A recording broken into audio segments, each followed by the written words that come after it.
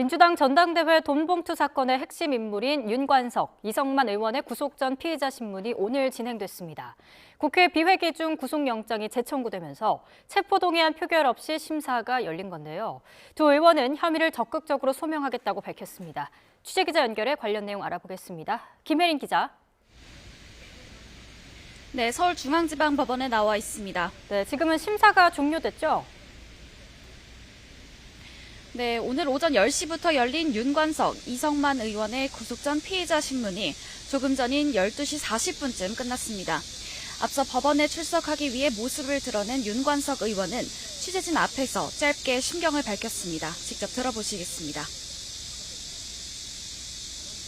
법원 심사에 성실하게 임하고 적극적으로 잘 소명하도록 하겠습니다. 국회의원들한테 6천만 원 준 건 인정하시나요? 혹시가 논의한 적 있으신가요? 네, 이 의원은 검찰의 구속영장 청구가 부당한지 설명하겠다며 혐의를 모두 부인했습니다. 검찰의 구속영장 청구가 얼마나 부당한지를 제가 잘 설명드릴 거고요.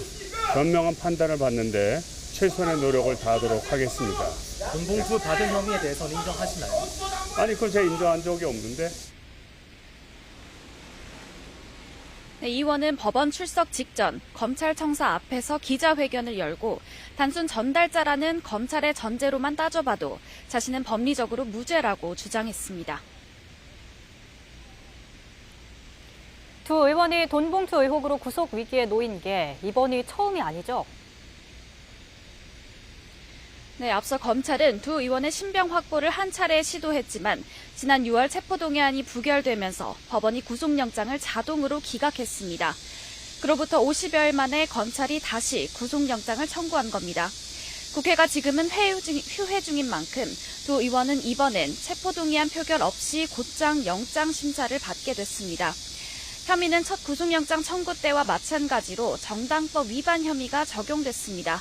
재작년 민주당 전당대회 당시 송영길 후보를 당선시키기 위해 현역 국회의원들과 캠프 인사들에게 금품을 뿌리는 데 두 의원이 적극적으로 관여했던 겁니다.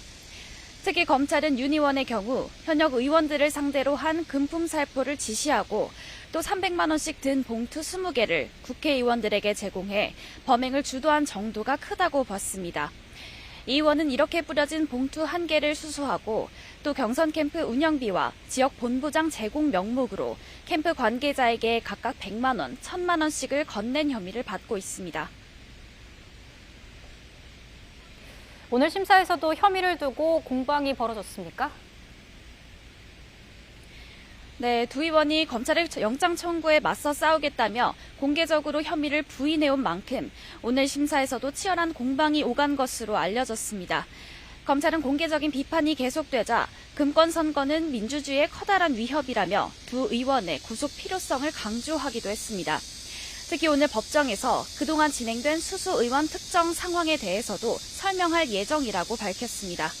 그런 만큼 검찰이 두 의원의 신병을 확보할 경우 수수자로 특정된 의원들에 대한 줄 소환도 예상되면서 파장은 더욱 커질 것으로 보입니다. 지금까지 서울중앙지방법원에서 전해드렸습니다.